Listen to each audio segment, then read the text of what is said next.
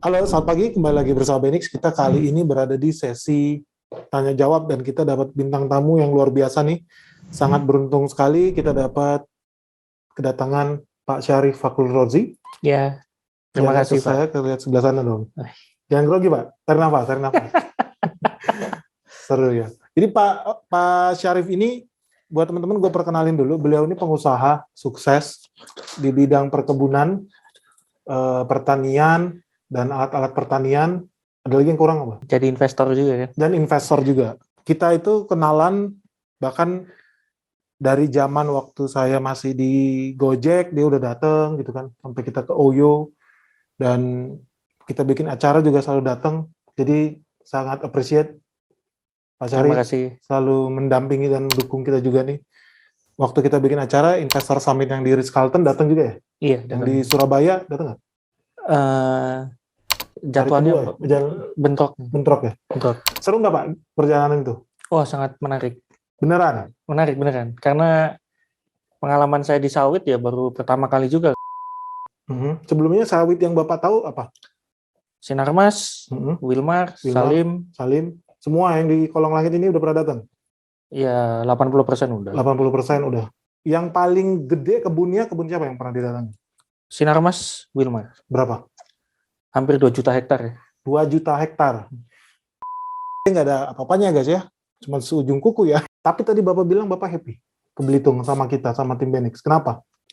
Ya, melihat manajemennya kan. Manajemennya, sistem tata kelolanya, terus bisa mengolah lahan yang kelas 3 tapi hasilnya lebih bagus dari tanah kelas 1.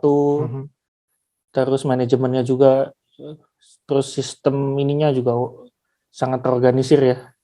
Emang bedanya apa sih yang paling bikin shock dari kunjungan kita di Belitung? Biasa di sawit kan manajemennya kan agak kurang ajar. Iya.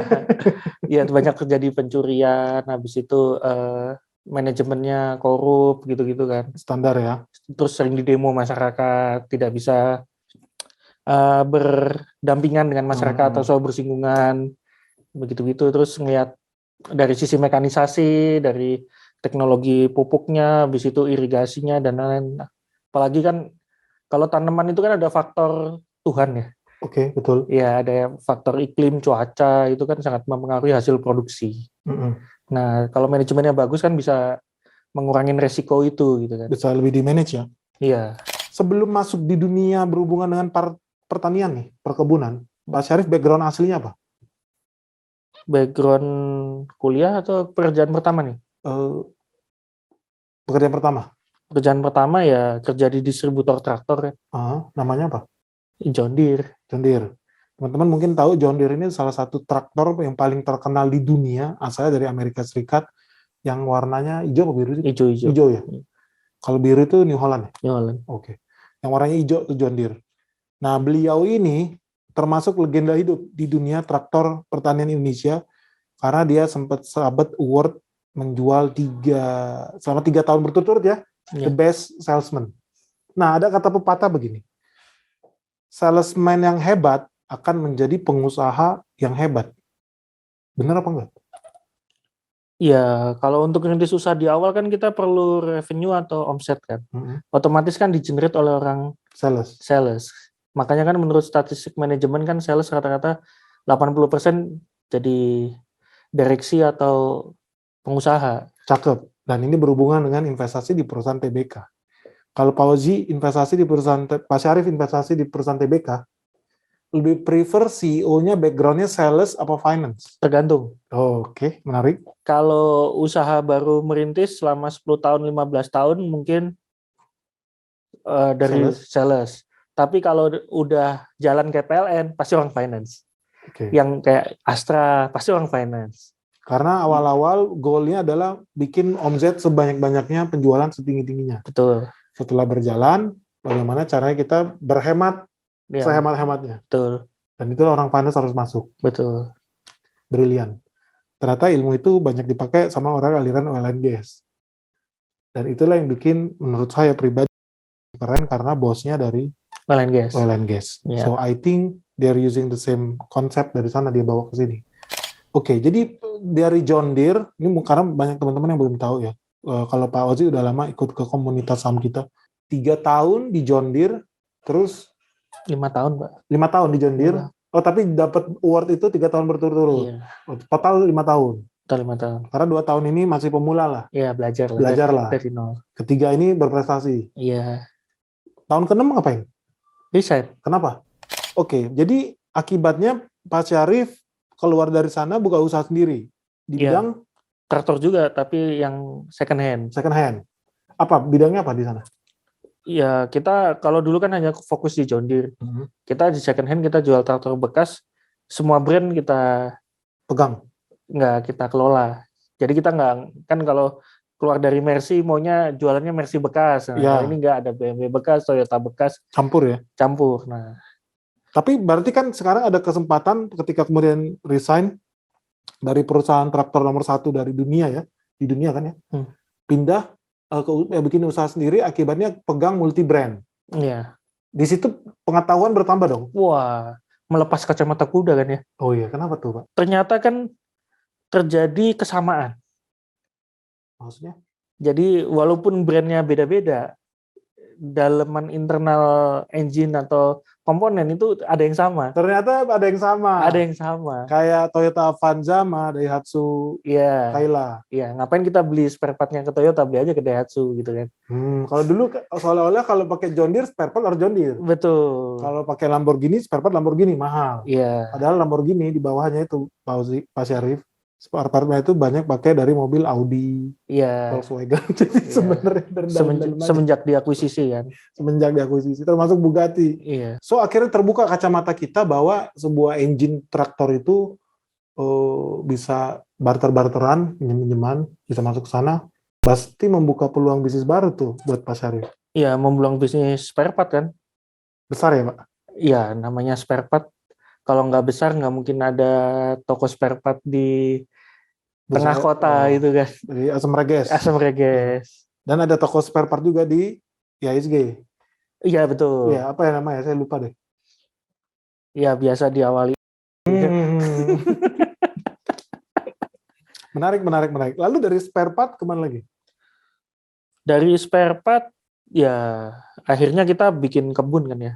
Sekarang buka kebun, kebunnya kebun apa? Ya kebunnya kita kerjasama. Ya kita tuh isinya dulu apa? Kita penasaran isi kebunnya apa? Isi kebunnya ada apa? Onta kayak apa beruang gitu? Isi kebunnya ya macem lah ya. Apa tuh? Tanamannya apa? Tanamannya kita nanam kacang sama jagung. Kacang and jagung. Jagung sama pisang. Pisang. Nah kalau orang sekelas Pak Syarif tentu nanamnya bukan 1-2 hektar lah ya, pasti udah ratusan masih hektar. Kecil Pak. Masih kecil ya? Masih kecil. Nggak boleh disebut. Masih kecil. Pertanyaannya nih Pak, dengan luasan lahan jagung and apa tadi? Kacang yang Bapak punya itu kan luasnya gede banget. Jualnya susah nggak? Enggak. Serius? Jual komoditi nggak ada yang susah. Oh, kenapa ya? Ya karena demand-nya besar. Kita kan banyak impor. Ini menurut statistik aja. Indonesia itu impor kacang tanahnya hampir 95% dari market share. 95% dari market share. Iya. Luar biasa. Jadi yang... Sebentar dong. Kalau saya makan kacang yang saya beli di Indomaret, kemungkinan besar impor dong artinya? Impor. Serius? Serius. Kacang atom-atom itu? Iya, pasti impor. Itu impor juga? Dari India. Kalau saya makan sate ayam, ada bumbu kacang di impor. Gang sebelah itu impor juga? Impor semua. Ini kita thank you banget udah datang ke sini, sharing sama kita. Pak Syarif ada pertanyaan mungkin ke saya? Bebas mau tanya apa aja nih. Mumpung nih ketemu sama Benny. Wah, saya selalu penasaran tuh pengen melihat portofolio Pak Benny itu. Oke, boleh. Berarti nanti kita buka di depan. Oh, sama satu lagi. 16 tipe saham. 16 jenis saham. 16 jenis saham tuh. Saya masih... Pak Syarif tahunya apa? 16 jenis saham. Dead Star doang. Dead Star sama Patriot ya. Maksudnya cuma 2 sih. Oke, teman-teman. Terima kasih buat waktunya Pak Ozi. Pak Syarif ada lagi mau ditanya? Nggak ada. Beneran? Yakin? Nanti di depan kita buka portofolio. Wih, siap? Serius nih? Siap nih jantungan nih? Waduh, ngapain jantungan? Mulai yang mana nih? Yang 300% apa yang 6.000%? Enggak, pengen tahu ada cut loss. Oh. Seorang suhu master Benik gitu kan. Cut loss Kalau Cutlass hampir nggak pernah ya. Karena kan kalau minus juga Nah, kita beli itu lagi. saya pengen membuktikan cita-cita penduduk Indonesia untuk cut loss itu kan. Apakah Pak Benik melakukan juga atau tidak gitu kan? Aduh, jangan sampailah Pak. Kita investor. Kita harus berakhir dengan happy ending, ya kan? Iya. Happy ending lebih enak ya? Ya, semua orang berapa happy ending, tapi kan ada sad ending ya. Karena nonton film sad ending juga bagus juga kan. Nanti nangis. Ya itulah, nangis itulah yang membuat filmnya dapat rating tinggi. Semakin nangis, semakin ratingnya tinggi. Iya. Udah kayak saham nih. Semakin menderita gitu ya, semakin jadi pembicaraan ya. Luar biasa. Oke, Pak Syarif, terima kasih untuk waktunya. Terima kasih juga. Buat teman-teman juga yang di rumah yang ikut live sama kita, thank you banget sudah bergabung dengan acara hari ini, and thank you Pak Syarif. Sekali lagi kita sangat senang bisa bertemu kembali dengan Pak Syarif setelah sekian lama ya. Semoga nanti kalau ada waktu datang lagi ke acara podcast kita nggak kapok ya. Ditanya-tanya begini on the spot, spontan nggak pakai skrip. Biasa lah. Biasa ya. Biasa. Oke, thank you teman-teman. Sampai ketemu lagi. Salam sehat. Salam cuan. Bye bye. Bye bye.